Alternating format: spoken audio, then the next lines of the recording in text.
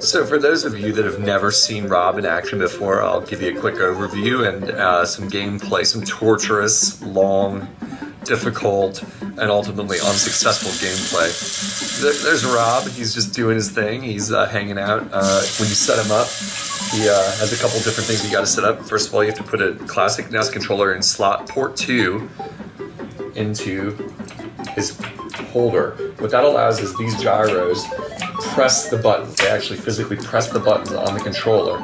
The sounds you're hearing are things in the game happening, opening gates. It's all about opening gates in this game and moving a character around at the same time. You put that in there, and each time you drop a gyro on one of these buttons, it opens the gate. It's kind of ingenious. It's just a lever that presses a button for you. It allows Rob to press the buttons. That's simple. These are the gyros. You've never seen one of these before. They come with Rob. They came with Rob. You get 2 of them. Gyro. Nintendo. Pretty awesome. I don't know if they're valuable or not, but when I got my Rob, they've included kind of the covers for the gyros. They've got a warning. It says, "Do not touch while operating. Misuse of spinning gyro can cause physical injury. Consult the Gyromite instruction manual," which I do not have, but I'm sure is online. But I'm not sure how these things would injure you. They are not sharp in any way. They're plastic toys, but it's pretty awesome. I have the paper cover. They're just kind of paperboard or paper or whatever. Came with the gyros. Now this is the coolest part. Rob's cool in general, in my opinion. This is the gyro. It spins. It heats up. It's got a D-cell battery in there, and they spin really fast. I shouldn't touch that right now. I got hurt. Just kidding, didn't get hurt at all. It's pretty powerful. Gets them really spinning. As you'll see in the upcoming video, they spin for a long time. I give it at least like 4 or 5 minutes. Even I've never timed it, but it's a good amount of time. Kind of clicks on the Rob on the side, and that's where they sit. You can heat them. They just spin endlessly. Just on a battery, it just spins and spins and spins. I haven't replaced that battery in years either, so although I don't play Rob that much, it's kind of amazing. I think the main idea is exactly what you see here. You put a gyro in there. I usually start with a gyro in there. Gyromite doesn't have a lot of instructions of how you have to play with the robot. It's kind of up to you. It's a toy that interfaces with the game. And when when Rob messes up, you just kind of have to cheat, as it were. Now I'm giving commands with the control pad over here. When I press start, it sends a signal from the television screen to Rob's eyes, and Rob then follows the commands. Now when I'm going to press drop, he's going to open his claws and drop that spinning gyro onto that button. At the same time, that button was pressed and opened a gate on the television screen, which you cannot see, but you will see in the gameplay. I'm going to film up next. And then that's kind of simple. Now that the blue button is depressed, the spinner is on the blue button, the blue gates in the game are open, allowing my scientist, the in-game scientist, who strangely has never made much of an appearance elsewhere. You'd think he'd be a trophy in Smash. Maybe he is, and I just don't recall. I'd vote for him to be playable, or at least somehow appear in Rob's moveset. You know, maybe he could throw the Gyromite Doctor at you, sort of like Peach throws vegetables or what have you. Just kind of add it to the wish list for things for future Smash. Now, see, look at that. It clears it, but just barely. That could be the fact maybe my table's not level, but I think it's just not perfect design. Now the other gyro is spinning a little bit. And see, the gyro missed. When Rob tried to drop his gyro into the spinner, he missed. So I'll help him out there. These kind of things happen when you play with Rob. He's a toy. It didn't work out perfectly, but no harm done. Back in the game. That's exactly what I mean. You gotta kind of, it's not quite a seamless experience. There's a little bit of it's kind of the enjoyment of messing around with a strange toy is one of the features of Rob that you have to be into if you purchase one of these. For about $100 you can get a Rob, not necessarily complete, you might have to get a few parts. You can drop it from pretty high when you drop them on there. Now, I learned my lesson, as you can see with the last one, when I try to drop it in the gyro spinner. So that's that. Kind of give you an overview of Rob here. I'm going to show you some gameplay, some awful footage. Those are spinning full on right now. Perfectly spinning. They will for a very long time. I could let this camera run and bore you to death. And on the screen, and rotate, you will see that the gates have moved into a certain position. You didn't see the starting position, but we're gonna move. I lifted off one of the gyros with my hand, manually, as it were, and opened a gate. But in the meantime, a monster fell on my guy and I wasn't paying attention. So that's an overview. We'll cut to some gameplay now. Thanks.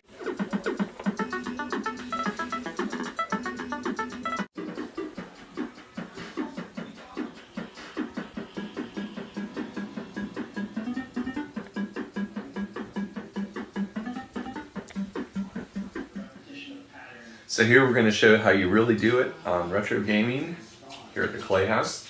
I am going to power up Rob and try to beat a level I haven't gotten past before on Gyromite. As you probably know, there are only 2 games that function with Rob. I don't know if there's any homebrews out there, but let me know in the comments if there are. I'd be interested in finding out about that.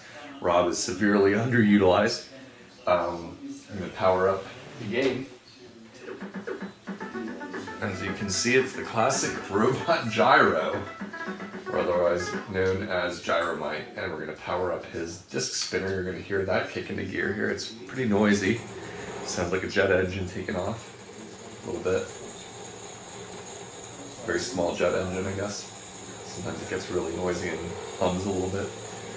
In the meantime, I've gotten to, according to my notes, it doesn't save your game, so I have gotten to phase 16 in the past that I wrote in the notebook I have here.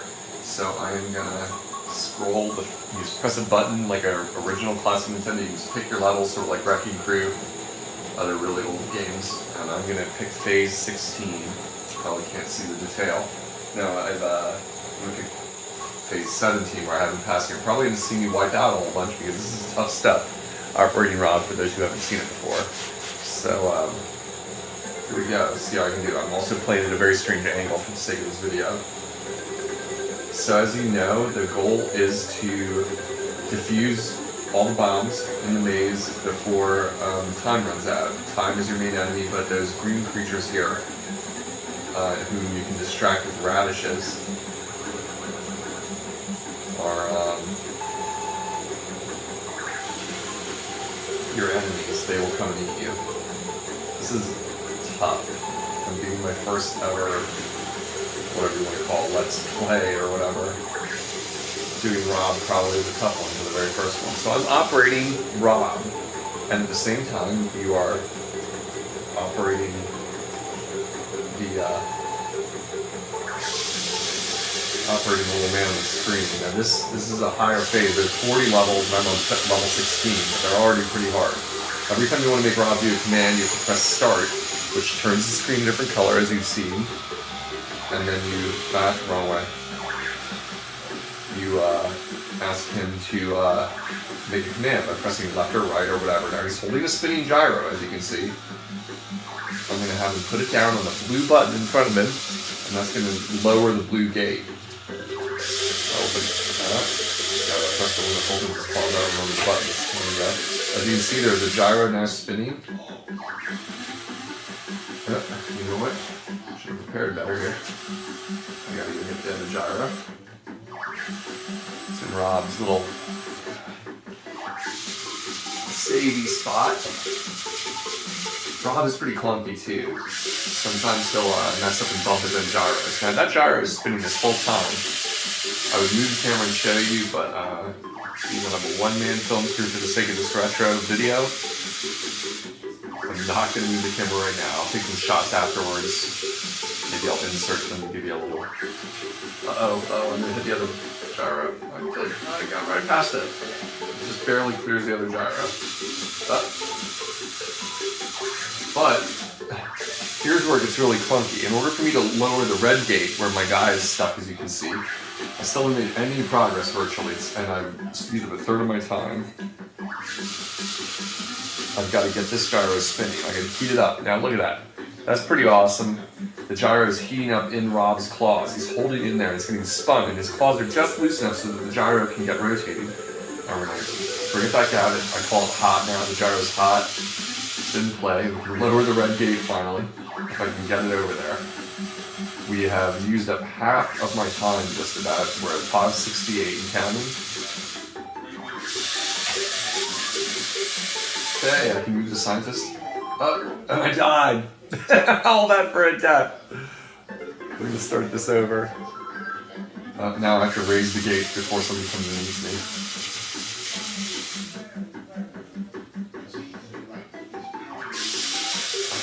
Which one closes the claws?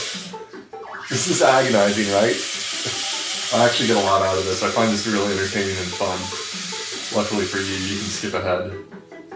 No, my red sensor didn't move there. See, I had to actually physically move it with my finger to get the red gate to open because my triggers, they're not bad actually.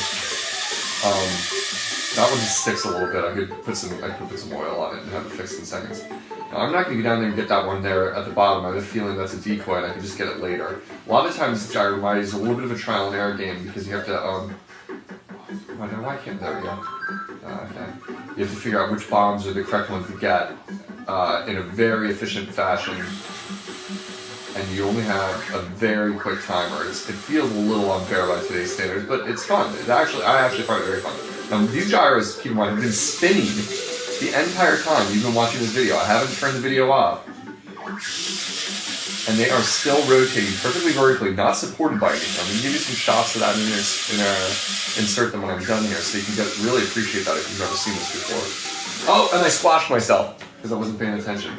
I'm doing too much here with the video. So one thing about R.O.B that comes to mind when you're playing it is it's a toy, as you know. It's as much a toy as it is a video game. And see what I'm going to do is I'm going to raise the red one after I return the blue one to its home. See how I did that? I don't know how much you can see there. Hopefully that's catching that in the video. One of the biggest issues with R.O.B is if you mistype or you send it in the wrong direction, you can't cancel out of the command you just sent. You have to wait till he finishes his entire maneuver, which can be onerous. It's part of the game in a sense. By any modern standard, you say it's flawed. I see my red is sticking out. That gate should have raised as soon as I lifted that. But it didn't. So now I need to go around.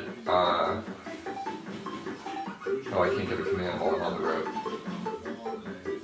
I am going to ask him to lower the blue gate so I can go across the top, drop down and get the dynamite below there. And then I have a radish, which distracts that enemy. 50 points for naming that enemy. Oh, I better get across quick. Now I want to raise the blue before I jump down there. That gyro fell off anyway, which is part of the game. Sometimes the gyros fall. I think I'm going to win here, unless I've miscalculated. I need to have that guy get distracted. Get the dynamite, and I'm out. That's level 17 complete. Phase 17 complete. I need to drop off this gyro. Both my gyro buttons are sticking. Knock over the gyro. Okay, and then 10 seconds, I'm not going to make it. 2 seconds.